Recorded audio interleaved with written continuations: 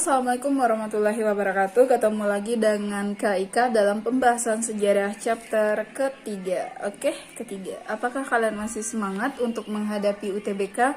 Emang lebih kurang 2 bulan lagi. Memang sejarah tidak termasuk dalam ujian UTBK-nya, tapi semoga sejarah ini atau sosiologi atau geografi dan juga ekonomi bisa membantu kalian untuk mempermudah kalian mengikuti ujian-ujian mandiri atau ujian masuk kampus yang dilaksanakan secara mandiri oleh kampus-kampus seperti SIMAK UI ataupun UM/UGM. Oke, tanpa basa-basi kita langsung saja masuk ke soal pertama. Kehadiran Belanda pada tahun 1596 mendapat sambutan yang baik dari rakyat Banten. Namun kemudian rakyat Banten berbalik menentangnya karena Belanda A. melakukan penekanan pada Kesultanan Banten, B. mulai merebut beberapa wilayah Banten, C. berlaku curang dalam perdagangan, D. mulai menyebarkan agama Kristen pada penduduk setempat, atau E. tidak menghargai budaya setempat.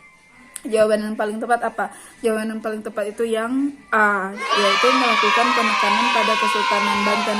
Belanda pertama kali mendarat di Indonesia itu 1596, memang di wilayah Banten. Masyarakat Banten itu awalnya menyambut dengan baik, termasuk juga dengan sultannya.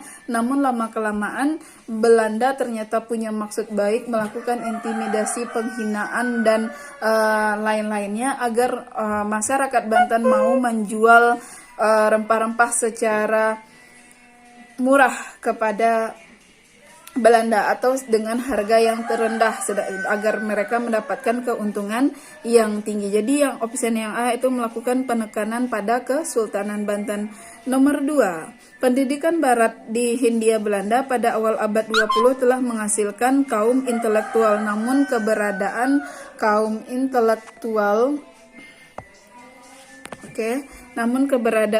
intelektual tersebut kemudian melahirkan golongan elit pribumi modern. Golongan elit pribumi modern inilah yang menghasilkan ide-ide dan pemikiran menuju kemajuan. Selain itu, golongan ini berusaha membebaskan bangsa dari segala bentuk penindasan kolonialisme Belanda.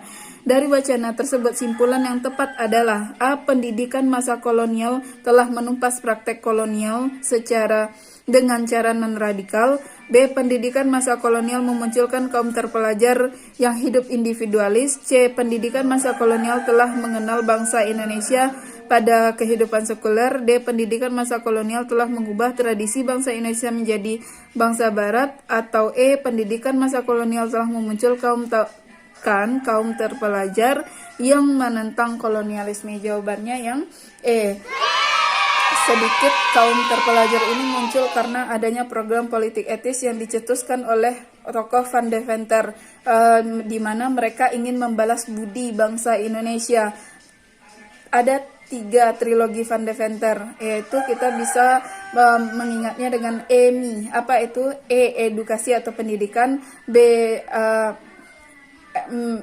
Migrasi, dan I-nya irigasi. Jadi yang paling berperan bagi bangsa Indonesia, yang mempunyai dampak paling baik, mempunyai dampak terbesar adalah pendidikan, di mana dulu kita yang sengaja dibiarkan sulit untuk mengakses pendidikan agar kita tidak tahu kalau bangsa kita ini dijajah. Sekarang kita dikasih pendidikan, itu pun mereka setengah keberatan. Kenapa? Karena dengan pendidikan bangsa Indonesia menjadi lebih cerdas, dan pastinya mereka sudah memperkirakan kalau bangsa Indonesia akan menuntut kemerdekaan. Jadi jawabannya di sini yang E. Pendidikan masa kolonial telah memunculkan kaum terpelajar yang menentang kolonialis.